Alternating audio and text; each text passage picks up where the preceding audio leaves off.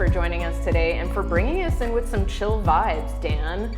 That was Dan Searle. You can find his music at rawartist.com/Dan Searle, and that track was called Imuna, for those of you who are listening. Welcome to Industry Exchange. My name is Meghan Jones. Thank you so much for tuning in today. I'd like everyone who's out there watching and introduce you to Shana Nys Dambrot. Thank you so much for being here. Hello, everybody. And she is the arts editor for LA Weekly here in lovely, sunny Southern California. So thank you very much for joining us today. I appreciate you taking out the time. We were kind of having a little industry discussion here, so I know how important your time is, but she's here to talk to you guys, you artists out there. Would you mind just kind of introducing yourself to the viewers? Yeah, not at all. Thank you so much for having me. I'm like an old school raw artist fan, from the beginning. So it's just on a personal note, really exciting to see, you know, what was literally like a good idea in someone's living room turn into like, among other, like a national phenomenon and like a TV station. Yeah, it's so great. That's pretty cool. LA Weekly arts editor, that is completely true. I've been there about a year and a half, although, and I love saying this, it's either the third or fourth time I've worked there over the years, depending on how you count, because you kind of like every culture or writer, music writer kind of has to work there at some point. So I have worked there over the years before, but this is the first time. I'd been a freelancer every other time for different editors. But now I'm sort of in charge of the section, so it's different. I love that. But my history with them goes back as long as I can remember. And, you know, I grew up in New York, and the Village Voice was really formative to me. So it was kind of always... It's always kind of been a dream of mine. So anyway, I'm there now, and I love it. And so have you always been drawn to art, or like what drew you? Have you always been a... Well, so basically I studied art history in college. And that was because it was sort of like the perfect marriage of my interests and my skill set, in that even when I was a little kid, I was like that kid that would like write a poem about the family dog or write a little story about my stuffed animals, adventures, whatever. And then, you know, I took the, literary mag in high school. And, I was that person. And I just spent a lot of time. I grew up in New York City, going to a lot of the museums and things. And it eventually occurred to me that art history was a discipline you could study. That combined my love of visual art and the act of writing. And then later on, it occurred to me that art critic was a job that did this. That did that the was same, like a thing. That combines those things. And so it really is just kind of like all I ever wanted to do. Oh, wow. I know, that was weird, just right? like building, all the things. I just never kind of wanted like building to do up anything else. Yeah, that's awesome. It is. That's a little bit amazing. awesome, You're like, what I set out to do, I'm actually doing. So, like, given that, like, what accomplishments are you most proud of then? Like, obviously achieving life goals. Being an art critic. I mean, the LA Weekly thing is cool because it used to be, and this is like a whole tangent, but there was a time that it was part of the same company that owned the Village Voice. Right. And I just kind of remember like really looking up to Michael Musto and his amazing column and his work in the Village Voice. And we're like friends now. Oh, that's goals, so that felt like a goal. On a personal level, writing for KCET for the Artbound program here was really important because my mother knows what PBS is. So she was like, my kid's relate. on PBS. And I was like, yes, you know that one. So that was really great. And, the LA Weekly thing is something I'm really proud of the work I'm doing there and professionally. And then I have a book that's kind of my fiction work. It's a collaboration with my boyfriend, who's an incredible fine art photographer and photojournalist, and we have that project that we did together that I'm actually waiting for the galley proofs to come in the mail like any second. You're like, man, so it's about to be real. It's about to be real, and then it'll be that. You have what it takes to like tune into a visual artist career and kind of the steps they should be making. So where should artists start? Like if they're looking for longevity in the art world, like how does... It's such a funny question, and I was thinking about this because when I first started kind of working with Raw and with Heidi and Matt, it was I did a little blog post and it was like, 10 top tips. And I revisited it in advance of coming here. And as I mentioned earlier, that was 10 years ago-ish, which meant that I had no opinion about Instagram because there was no Instagram. Very true. Hi out there, we're now on Instagram TV. This is constantly shifting terrain. But I think the most important thing that I think an artist can keep in mind is that it really is to be part of a community. However you want to define that, whether that's in the city that you live in, brick and mortar, going to galleries, going to group shows, going to cafes, going to pop-ups, meeting other artists, befriending them, curating each other into stuff, doing all the group shows you possibly can, then maybe pacing yourself, not to like sit around and wait for like the big solo show to happen, but to like be willing to put yourself out there in the interim in creative ways while you're waiting for that to happen, because that will likely be how it happens. So I would say sort of a community, being part of a conscious community of other artists is maybe the single most important thing that a person can do for their career right now. Because any advice I would have given somebody having to do with the gallery system even 4 years ago is largely obsolete now, at least in generalities. So, but I would say, and social media is a huge part of that, but it's not the only story. It's not the only part of the community. Like I'm talking, do the kids still say IRL? Do they? Or is that only, only old people say that now? Still, well, in real life, and get out there. There's only so far, like, the digital scene can take you. I mean, just like on a general marketing sphere, everything is becoming experiential. And having that community, like people who you can like, okay, we're going through this struggle together and looking to like ideate with, that's definitely really important. So kind of the flip side of things, do you see visual artists making a bunch of mistakes that maybe you might warrant against in the future? Well, I had to block somebody yesterday, but we're here for love, so. No, well, I mean, I would say mistakes. It's so hard. It's more like a kind of like you know it when you see it type deal. Right. But I would say that some of the mistakes that are the most sort of the things you would think were good ideas that turn out counterintuitively to not be good ideas are to like promote yourself at all costs, right? So you think, okay, I got to put myself out there. No one's doing this for me. Right. So you carry postcards for your show in your pocket wherever you go. But if you're at another gallery and it's another artist opening and you're handing out your cards, that is like a micro bad will gesture, right? What'll happen is if you talk to people like you're just normal, it will come up. Oh, you're an artist too. Oh yeah, well I'm actually in a show. I don't really want to give you the card at someone else's opening, and they'll be like, no, it's cool.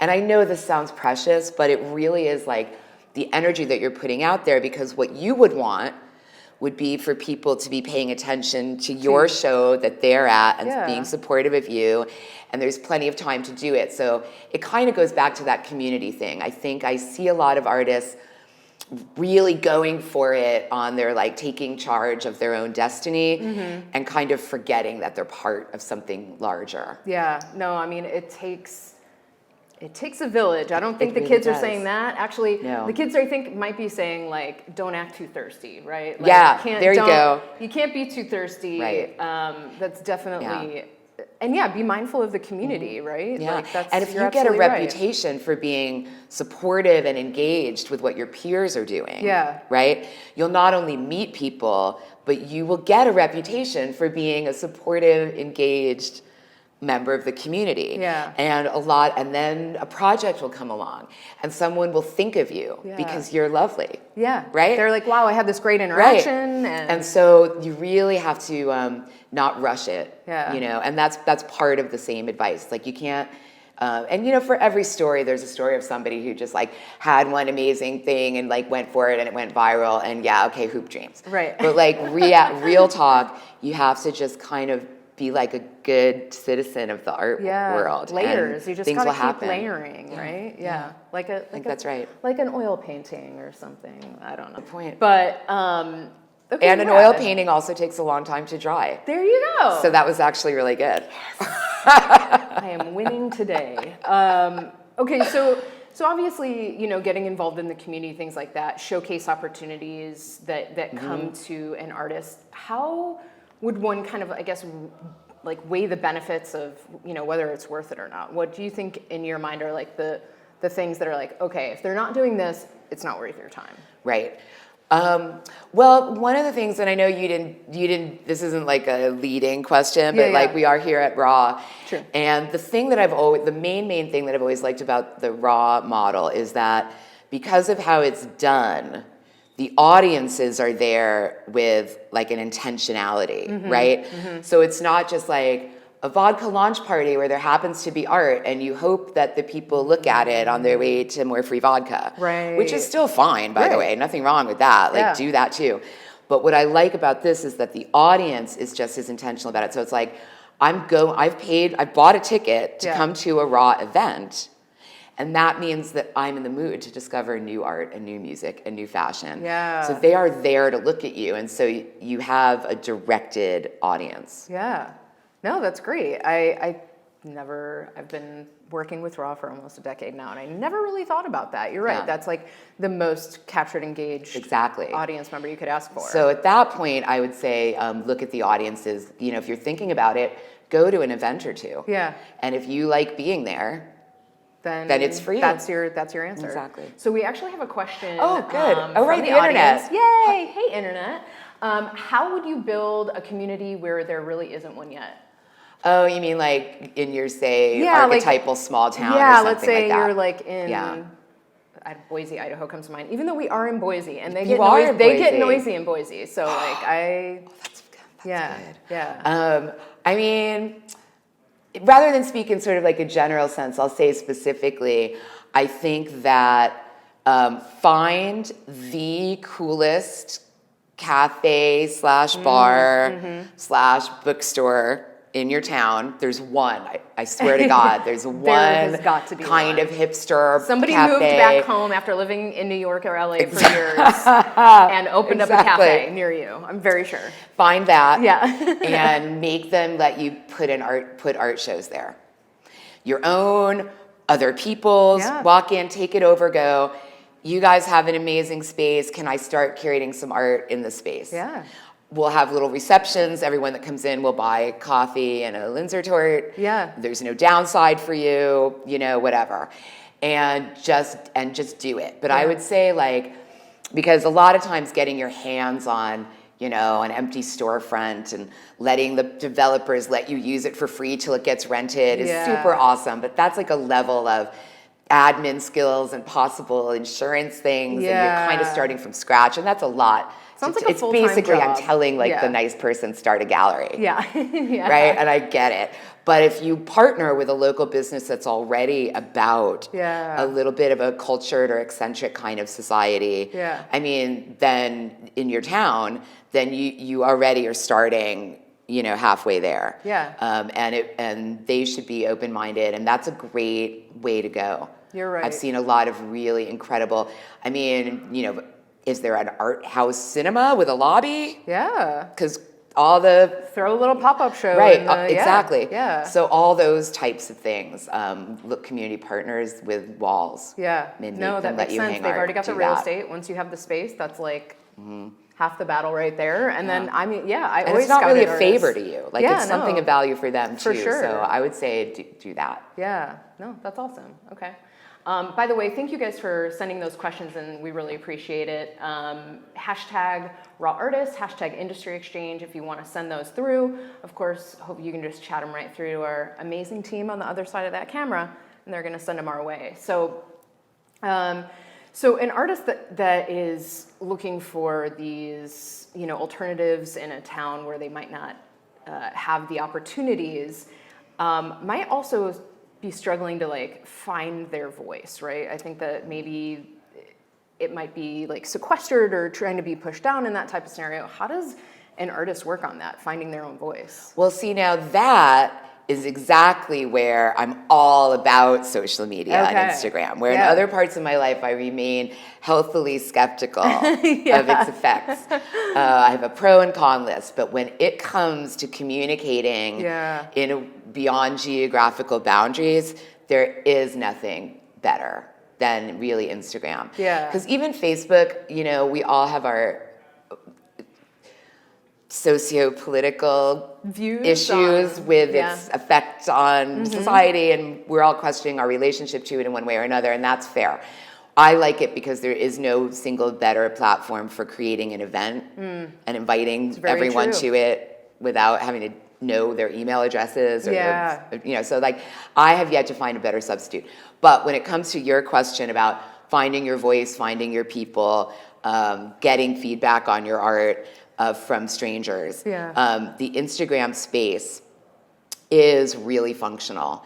And I actually do a little mini talk teaching artists how to use Instagram, and it's called hashtags create community. Hashtag create community? No, the title of it is hashtags create community, because they do. Because when you use them right, that's what people follow. So if you don't just, you know, it's hashtag art, but it's, you know, what happens is you go to type in something like that you think is so unique, right? Hashtag, you know, unicorn pizza foot. And you suddenly see there are 5 other times it's been used, and you're like, who are those 5 people? And suddenly it's just it's randomized, but there's a little, you kind of do, if you pay attention to the way that you use hashtags, you and follow other hashtags, you can actually start finding each other. So rural artist, small town artist, young artist, portrait painter, you know, whatever it is, right? Recycled material art. As many, you know, don't go insane, but like, you know, a good like dozen or so. And you figure out what ones that relate to what you're doing are already existing out in the world, and you use them. Now you're in that conversation. Literally, that's a conversation, and you're in it. And you will start getting followers from other towns, states, countries, and many of them will be perfectly comfortable sending you messages and feedback about what they think. And for better or worse, but that's it. Like that is the substitute for a physical place if you really have barriers to that. Can they just like hashtag that and find it? Like, Well, I don't know if anyone's made that hashtag of hashtag creates community or not. I did that for an online artist coursework program. It's like a little video chat. I love that. And I just called it that. And I don't even know if I bothered tweeting about it because I'm the worst. Do as I don't say, know if I made a hashtag. Not as I do, I guess.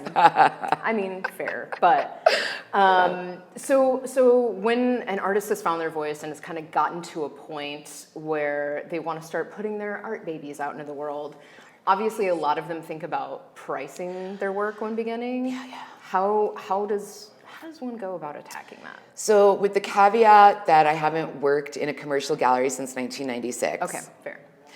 I would say that the tricky part is that sort of sweet spot between when you're first starting out. The most important thing is to have like as many people fall in love with it and buy it and put it in their house as possible, and you want that to make that easy. Right. And at the other end of that is don't be insane and price it like $1 million because you love it. You should only go to a good home. Somewhere in the middle, though, one factor is valuing yourself. Right. So don't just make something that's clearly impressive and labor intensive, $120 so that people buy it. Right? You are allowed to value yourself and the time and your talent.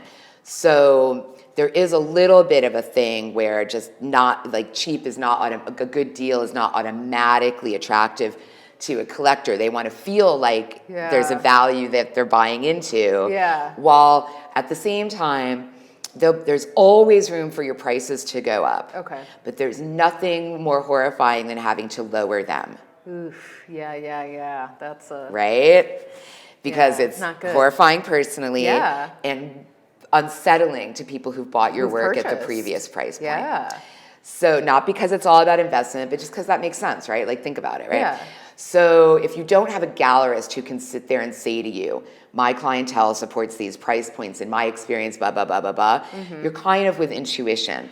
But I would say that, that's what, if you want to be able to make something that you can sell for cheap, that's what editions are for. Okay. And you can make prints and small editions or zines or something and like put that out there for $10, $20, $100 while the original works of art are in the, high hundreds, low four digits, if you're starting out. Right. And then after that, you'll find, champions and helpers that will help you like really square yourself up with the market. But when it's just you putting it on a wall and someone says, how much does it cost? And you're like, I don't know. Yeah. I would say a little more than, like, you think about yourself and maybe what you would find reasonable. If you saw something that was priced at $5,600 and you were like, I don't get it. I can't.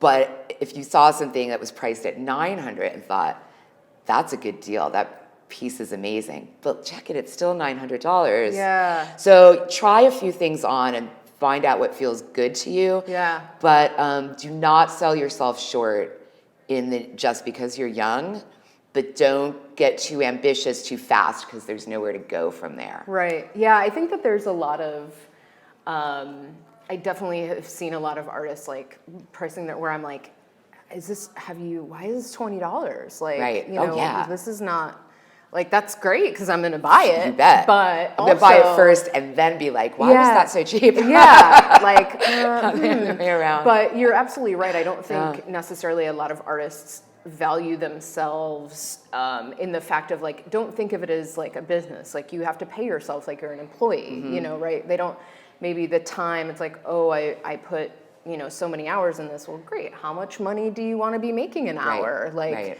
think about the kind of bigger, broader type things. And yeah, I think sometimes artists don't feel that they can charge certain prices because like, oh, it's not like a cohesive,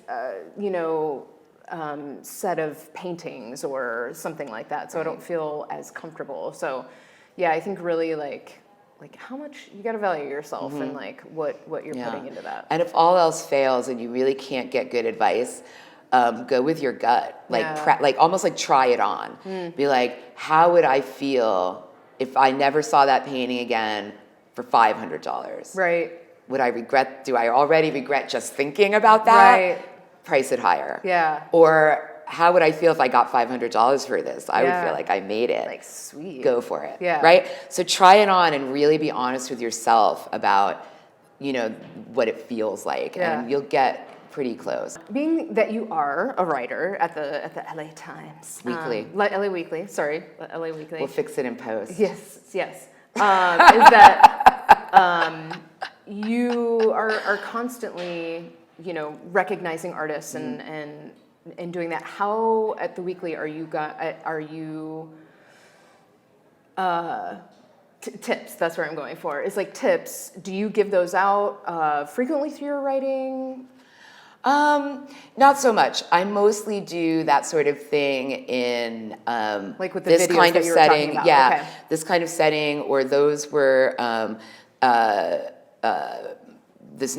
person named Brainerd Carey. He's wonderful, out of New York, who runs a kind of online school for artists, and it's all video. It's like video college, and it's all different topics and little 20-minute lesson plans, and he does personal consulting and stuff.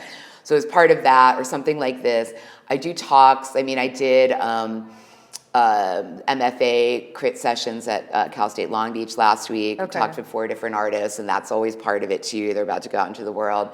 But in the writing itself, I have a tendency to cover more like what is out there, that's available to my readers, what they should know about, what they could go and see an artist doing something interesting in that Meet an Artist Monday feature that I do with the interviews. But I don't really tackle the sort of business of art in my own writing practice. So when you are doing these talks and things like that, have you accumulated, like what tips do you think you can share with our artists here that you feel they're just like burning a hole inside of you and you need to like since you're not able to write about them. Well, none of them are old enough probably to remember say anything, right? But that, right? Right. There's that moment where Ione Skye is giving the valedictorian address and she says, I've seen the future, go back. Right, And nobody laughs. Yeah, it's like, yeah. Oh. But I would say, I mean, as far as the tips go, I would say that the most important thing is to is to do what you can to balance your existence and not get burned out on it, because it can be a very hermetic life. You're in the studio freaking out about stuff, and I shouldn't even say freaking out. That's projection of me at my computer freaking out because it was due yesterday. But the point is, it can be kind of lonely, right? Yeah. And then, it's like it's almost like you have to force yourself away from the studio because you love what you're doing and that's where you want to be. Yeah. But I would say the most important tip is to stay connected to the art world in the place where you live, first and foremost, and then in the other ways that we've discussed more broadly, because I think that you not only get ideas and energy and support, but you get balance in your life as a human, so that when you're back in the studio, you have humanity to make the work about. Yeah. Right? Yeah. And I'm almost giving that advice to myself, even though I'm saying That's it out loud, because great advice, though. that is something I struggle with. Yeah. As a sort of workaholic who loves my job and stuff. So that's, No, that makes that's a major completely thing. sense. People are asking about how to get gallery representation. Oh, bless your heart. I have no idea. I can't tell you. I have people that I love and champion that I think are the best artists working in Los Angeles today who've never been able to figure out a gallery home. How to get into a gallery. And I see work in galleries and I think, what in the world? How did you get in here? So I am sorry, but but the one thing I will say, this will not 100% definitely work. Right. But it is something that is a needed part of a strategy that will work. Okay. Which is kind of like what I said before about meeting other artists. Go to every gallery. Yeah. You walk in the gallery. If you don't like openings, I hate them. I get agoraphobic. Yeah. I feel you. Go at Wednesday noon. You'll have the whole show to yourself. Go to every gallery. Sign every guest book. Get on the gallery mailing list. If you can deal with openings, go to them. Meet the artists, meet the other artists. The people that work at the gallery will recognize your face. And 3 openings into it, they'll say hello to you. And 4 openings later, they'll say, are you an artist? And then you're having a conversation with them. Yeah. Not to mention that if you love art, you should want to see what's out being there. shown in your town. Yeah. I don't get to every gallery in LA every month. I don't. It's How not could physically you? Yeah, no, possible. you just could not. So don't stress, but just try to go to as many as you think you can handle. There really is no substitute for that. Yeah, I mean, that, again, 100% makes sense. And also, that's kind of good homework for you as an artist, right? Do I want to be in this gallery? That is exactly it. You You've heard the name, but Right. when you figure out that you hated 5 shows in a row, Right. you can let that go. You're Or you've cool. never heard of them, but they open down the block and 4 or 5 shows, you're suddenly in love with them. Who cares if they're not Gagosian? You love them. Yeah. There's no way to discover that if you don't walk out the door. Get out there. Yeah. So get I out feel there. like the message we've really driven home today is community. Yeah. Get out there. Love being in the studio, but really make connections out in the real world. Get to shows. I think that's super important, especially in this digital landscape that we live in of very much so. Instagram and everything being driven like that. It's important to make those IRL connections. So we are almost out of time. So with that in mind, do you want to leave our viewers with any further information? The one thing I wanted to mention, I forgot, was open call shows. Okay. Not all of them require a fee. Okay. Many juried shows do, which by the way I'm fine with, because if they get a fancy juror, that person's not donating their time. So it's within reason. Right. Okay, but there are plenty where it's free to apply. Oh, that's amazing. And there are resources, there are Facebook groups dedicated to it, there are websites dedicated to it, as much comprehensive as can be. And if it costs nothing except a minute of your time, do as much of that as you can. That's the art center part of your community. That's the awesome. Non-commercial galleries most often. Things like that, call for artists. Do all of that. Yeah. Put a Google alert. Call for artists. That's a good idea. In your hometown. Yeah, it's a good idea. Put that on. Let Google do the work for you. And especially if it's free. Yeah. We should all be doing the free. I jury things like that a lot. So for what it's worth, I'm who would see your art, and people like me. So that's good, right? Y'all, she's pretty awesome. Not gonna lie. I'm okay. I have my moments. She's all right. She's all right. That's an amazing tool and resource, though. For artists that they probably don't even think of things like that. Exactly. So that's amazing. Shana, thank you so much. Meghan, thank you. Thank you, Ra. We are gonna follow her on the Instagram. I'm a self-proclaimed art nerd, so I love seeing all the things. I like going to the underground shows here in LA, and also, like you said, there's no possible way one could get to that many galleries here. So it's good to live vicariously through you. I love that. Thank you for sharing your knowledge again.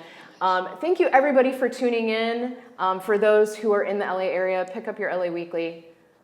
You'll see this one's face in the column. Read it. Happy Halloween to everybody that is this week. I hope you're wearing the best of the best. We want to see that. So make sure you're following at Raw Artists. Make sure you're hashtagging Raw Artists and sharing those pictures with us this week. We want to share with our community. And we'll see you for another industry exchange next month right here, November 19th. I'm Meghan Jones. Thank you. Thank you. Thanks, everybody.